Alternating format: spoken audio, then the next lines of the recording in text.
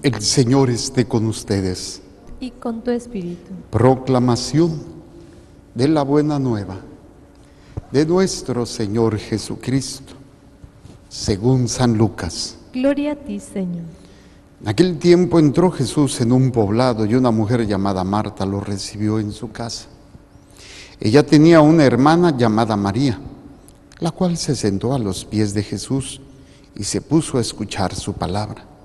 Marta, entre tanto, se afanaba en diversos quehaceres, hasta que acercándose a Jesús le dijo: Señor, ¿no te has dado cuenta de que mi hermana me ha dejado sola con todo el quehacer?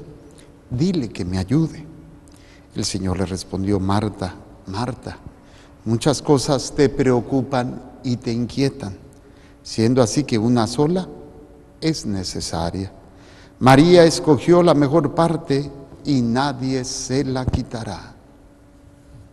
Palabra del Señor. Gloria a ti, Señor Jesús. Por la lectura del Santo Evangelio, sean perdonados nuestros pecados. Amén. A ver, sentados. Hay un planteamiento muy interesante. La oración colecta me llamó mucho la atención. Tiene 3 momentos importantes. Dice: Señor Dios nuestro, concédenos, Señor Dios nuestro, adorarte con todo el alma, para amar a los hombres con afecto espiritual. 3 elementos que quisiera que desarrollemos y que tienen que ver con lo que hemos estado predicando en la semana. Por ejemplo, el domingo tratábamos de entender qué es la adoración. Se puede hablar desde conceptos teológicos, conceptos históricos y todo lo que quiera. Pero en fin, para poderlo explicar, yo le decía a los niños, la adoración es darle el valor más grande para nosotros, el valor más grande en nuestras vidas al sacrificio de Dios por mí. Cuando yo entiendo esto, se vuelve el centro de toda mi vida. Adorar es poner como piedra angular de mi vida lo que Dios ha hecho por mí. Podríamos hablar de muchas cosas, medio la vida, medio trabajo, medio familia, medio eso. Pero lo más grande que Dios ha hecho por mí es su sacrificio. Por eso, concédenos, Señor, adorarte con toda el alma, o sea, con todo nuestro ser. La adoración es el acto más importante que tenemos nosotros, y el que lo cumpla, la adoración, es aquella persona que aprenderá a amar a su prójimo. Y este amor, yo lo comparto con las jovencitas cuando hablamos sobre las relaciones sexuales y de por qué es pecado y por qué es peligroso. Yo les digo: ¿de qué quieres que se enamore el hombre de ti? ¿De tu cuerpo o de tu alma? Pues de mi alma. Entonces, deja que te aprenda a amar primero espiritualmente, o sea, buscando la salvación, y después entonces ya le entregas el cuerpo para que aprenda a amar tu cuerpo. Pero si tú le entregas primero tu cuerpo, nunca va a llegar a amar tu espíritu, tu alma. Ese es el problema con el hombre. El hombre se va a quedar con lo que tú le des primero. Y aunque esté buscando el cuerpo, si tú no se lo das, forzosamente tendrá que llegar a enamorarse de tu alma. Si no, no es para ti, no es para que te cases con él. Entonces, en este planteamiento, en el programa de Familia en Familia y en el programa de la Lección Divina, trataba yo de compartirles. Estamos hablando sobre la oración, y ahí en el 2738 se me hizo muy interesante. Hablamos sobre este punto. Dice: la revelación de la oración en la economía de la salvación enseña que la fe se apoya en la acción de Dios en la historia. La confianza filial es suscitada por medio de su acción por excelencia, la pasión y la resurrección de su Hijo. La oración cristiana es cooperación con su providencia y su designio de amor hacia los hombres. Traté de explicarlo. Empezamos. La revelación de la oración. Hablamos, ¿qué es la revelación? La revelación es el acto de Dios de darse a conocer al hombre. ¿Y qué es lo que da a conocer? Nos da a conocer quién es Él, quiénes somos nosotros y cuál es su plan para nuestro plan de salvación. ¿Para qué? Para hacernos partícipes de su vida bienaventurada, o la vida de gracia, o la vida de santidad. Dios se da a revelar, se revela. ¿Cómo lo hace? Por medio de la palabra escrita, Sagrada Escritura, Santa Biblia, y la palabra oral o transmitida, la tradición de la Iglesia. En la Biblia y en la tradición encontramos la revelación, y dentro de toda esta revelación tenemos también la revelación de la oración. ¿Cómo me voy a relacionar con Dios? A través de la oración. Y en el Antiguo Testamento tenemos momentos hermosos de oración, increíbles. Tenemos momentos en donde, por ejemplo, yo les compartía de Judith, de Esther, dos mujeres de oración, dos mujeres que se van a enfrentar a una situación muy difícil. ¿Y qué es lo primero que hacen? Se ponen en sayal, en ceniza, y a estar en oración, llorando, y le piden al pueblo, cada uno en su tiempo, que les ayude con la oración. Y después se ponen sus mejores vestiduras y se van a enfrentar al hombre, Esther a su esposo y Judith a Holofernes, el general que quiere destruir a su pueblo. O sea, la palabra de Dios nos va revelando la oración. Y la plenitud de la oración nos la revela Jesucristo cuando nos presenta a Dios como su Padre. Y la oración nos revela a Jesús que la oración más importante es hacer la voluntad de mi Padre, no ver cómo Dios va a hacer mi voluntad. Entonces, la oración dice, la revelación de la oración. ¿Ya entendimos esto? En la economía, y también planteaba, ¿qué es la economía? Pues es la manera como vamos a administrar todos los bienes para un fin, una meta. Tenemos una economía de la casa o de una empresa, tenemos dinero, tenemos cuestiones materiales y tenemos personas, recursos humanos. ¿Cómo voy a administrar todo esto para obtener un objetivo? Entonces, en la economía de la salvación, Dios administra todo para que nos salvemos, todo. Tiene sacramentos, tiene su palabra, tiene tantas herramientas a lo largo de la vida del hombre. Lo único que busca es la salvación. Que nosotros sepamos o no usar los que Dios nos da, pues va a depender para que nosotros nos salvemos.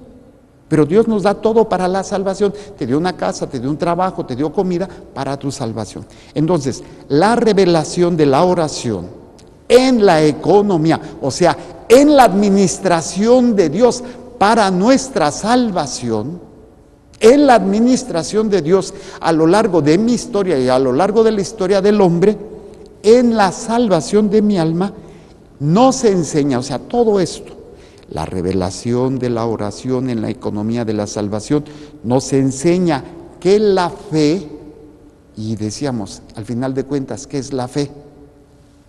La obediencia. Entonces nos enseña que la fe, o sea, la obediencia, se apoya en la acción de Dios en la historia. ¿Por qué voy a obedecer a Dios? Porque veo en la historia lo que Dios ha hecho. Y esto es algo que en otro momento también les compartía, cómo Dios hace que su pueblo constantemente esté recordando las maravillas.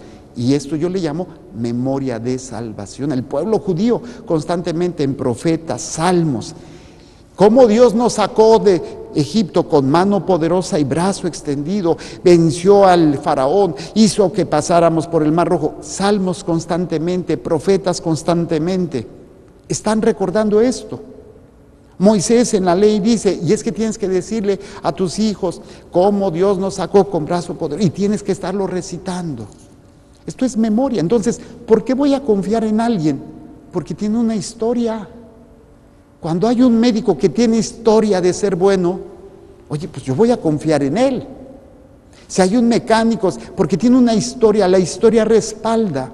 O también si una persona es traicionera, oye, pues no le voy a confiar tanto, porque la historia dice que es traicionero. Entonces, nosotros nos basamos en la historia de la salvación, lo que Dios ha hecho a lo largo de la historia de la humanidad y a lo largo de mi propia historia. Pero no tengo memoria de eso.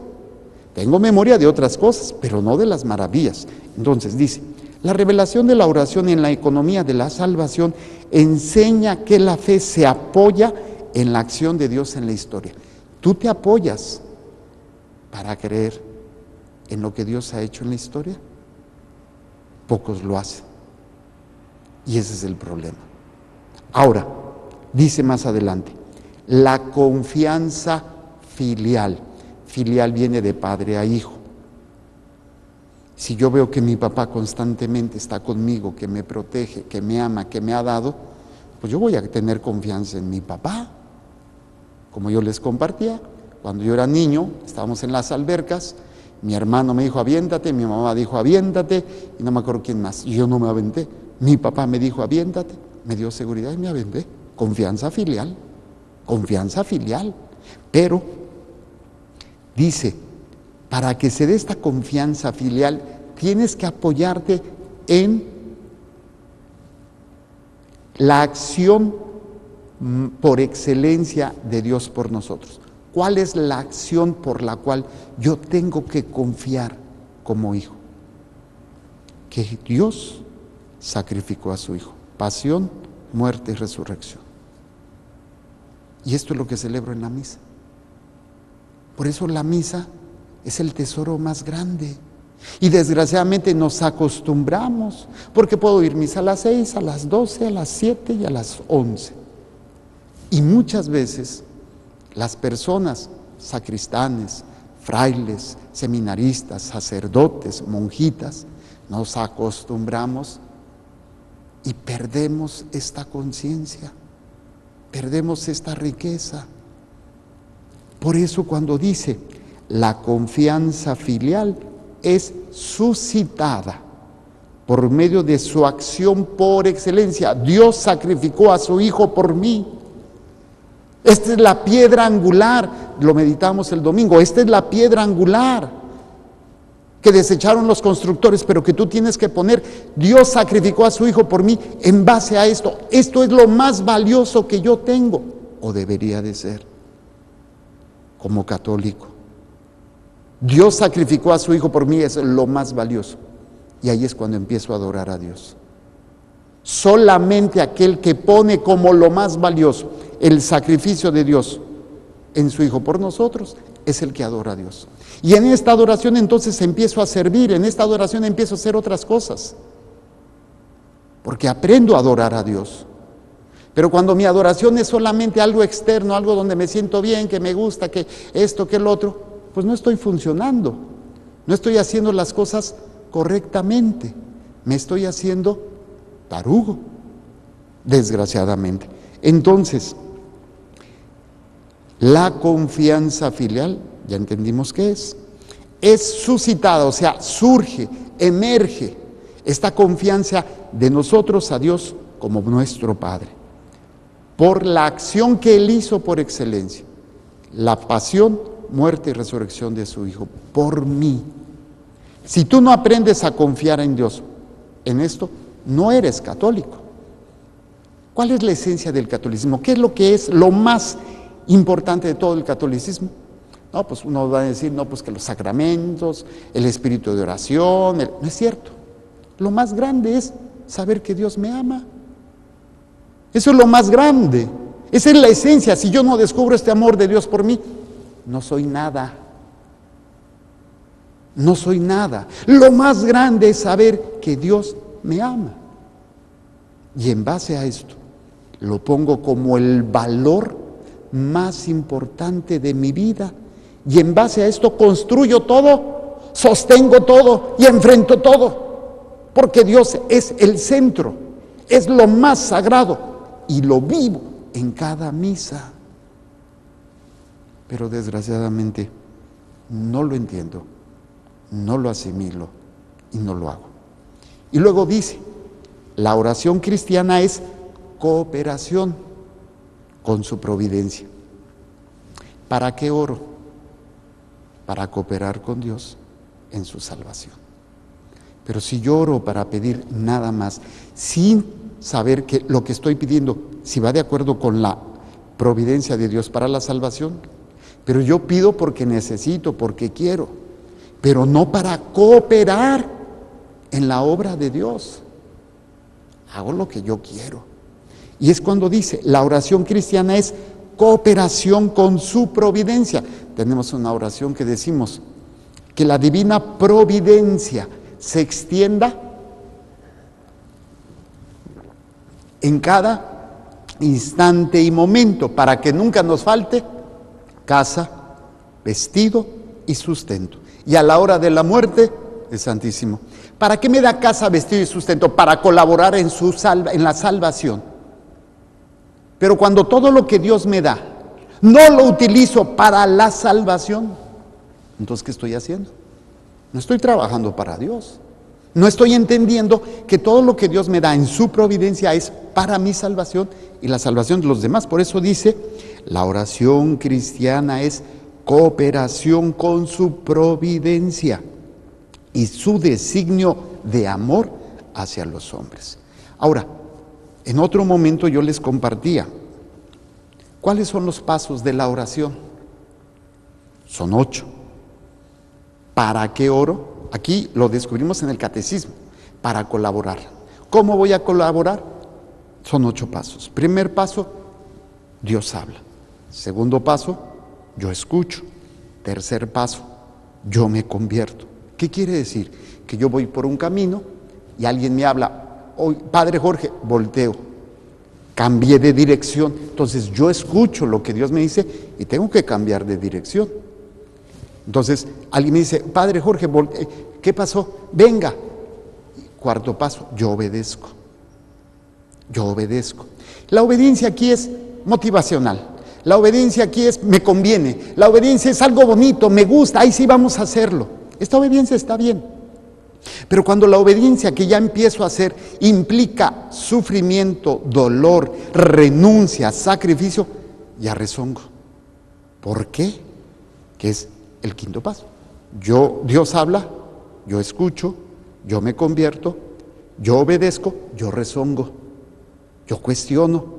Lo hace Abraham, lo hace la Virgen María y muchos personajes. Padre, Señor, me va a heredar uno de mis hijos. La Virgen María, Señor, ¿cómo va a ser esto?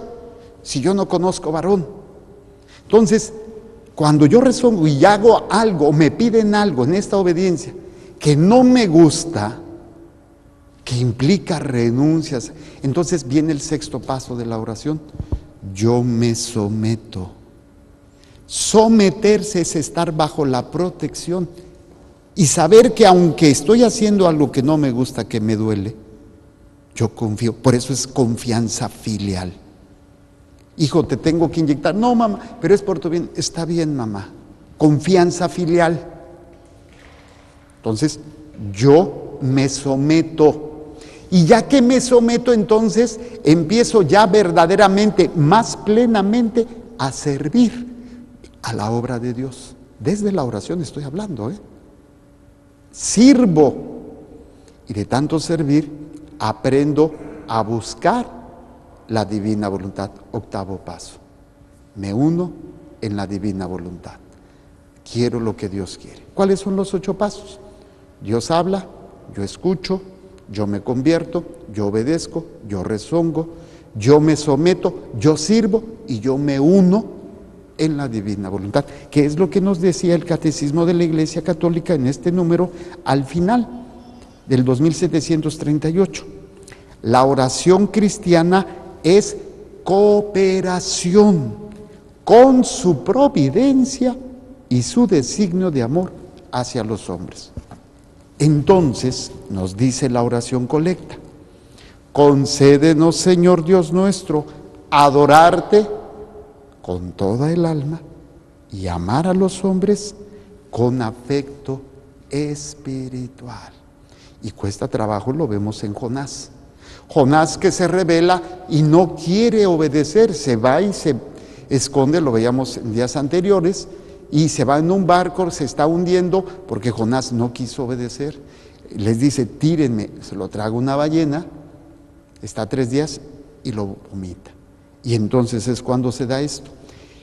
El Señor volvió a hablar a Jonás y dile, levántate y ve a Nínive, a la gran capital, para anunciar ahí el mensaje que te voy a indicar. Jonás no quería. Y al final, pues se somete. ¿Para qué? para la salvación, para la salvación. Empieza a predicar y ¿qué sucede?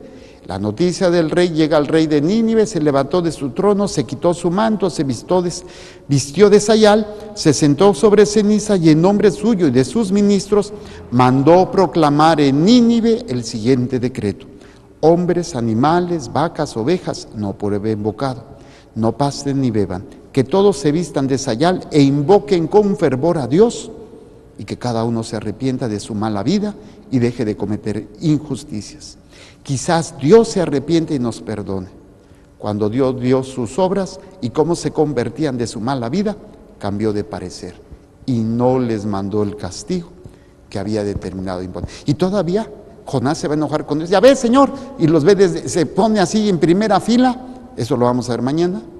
Se pone en primera fila para ver cómo destruye todo. No, ni hizo nada. Ah, no, pero se sienta en un arbolito y no le da sombra, y entonces no, sí le da sombra y después se seca. Ay, ¿por qué? Porque el calor estaba muy fuerte y reniega. Uy, tú estás renegado en una plantita y tú te enojas porque salvé a Nínive, porque le perdoné. ¿Se fijan lo hermoso de la acción de Dios en nuestras vidas? Y lo que nos invita a hacer a nosotros, colaborar con Él. ¿Cuántos momentos de oración? Y nunca fue para buscar la colaboración con Dios. Y no es que sea malo, hay que pedirle, claro que hay que pedirle, pero ya no es lo mismo pedirle: Señor, mira, tengo esta enfermedad, sáname, pero ¿cómo quieres que te sirva yo mejor, sano o enfermo? Yo te pido la sanación, pero ¿cómo quieres que te sirva? Yo acepto. Tengo este problema, tengo esta situación, desde esta realidad quiero servirte. Y es precisamente escoger la mejor parte. Marta, Marta, muchas cosas te preocupan, siendo una la más importante. María escogió, ¿qué escogió? Estar con Jesús. Y al estar con Jesús va a vivir su vida, pasión, muerte y resurrección. Porque tú puedes estar con Dios, pero no para escucharlo, no para seguirlo, no para hacer su voluntad, sino para ver qué es lo que obtenemos. Por eso me encantó esta oración colecta. Concédenos, Señor Dios nuestro, adorarte con toda el alma y amar a todos los hombres. ¿Qué fue lo que pasó con Jonás y con María? Con afecto, con amor espiritual. Si yo valoro más el cuerpo, estoy despreciando lo espiritual. Si yo valoro más lo espiritual, voy a poner en el precio exacto, en el valor exacto el cuerpo. Yo tengo que aprender a amar con amor espiritual. No desprecio el cuerpo, pero nunca lo sobrevaloro sobre lo espiritual. ¿Por qué? Porque el cuerpo es temporal y lo espiritual es eterno. Pero si yo no entiendo esto, nunca aprenderé ni siquiera a amar a mis hijos con amor espiritual. Es que no quiero que sufran, es que quiero que sean felices, es que quiero que tengan una buena casa, un buen trabajo. ¿Y cuándo quieres su salvación? Aprender a amar espiritualmente solamente se logra desde la adoración a Dios, colaborando con Él en su obra. Entonces sí, voy a aprender a amar espiritualmente. Y esto tendría que ser una ley en todo religioso, en toda religiosa, en todo sacerdote. Pidan por nosotros para que aprendamos a amar espiritualmente, para que todas esas situaciones de egoísmos humanos que se dan en las familias, que se dan en los grupos, que se dan en las comunidades religiosas, que se dan en todas las relaciones humanas, no sea lo que nos mueva, ni a ustedes ni a nosotros, sino un verdadero amor espiritual. Que Dios nos conceda la gracia de sabernos amar espiritualmente, sabiendo darle lugar a los sentimientos, a la cuestión corporal, a la cuestión material. Cada uno tiene su valor y es importante, pero nunca puede estar arriba de lo espiritual. Lo espiritual le da su función y su lugar a cada cosa y a cada persona. Bueno, creo que me emocioné un poquito. Vamos a presentar el pan y el vino y las intenciones que hay en el corazón de cada uno de ustedes.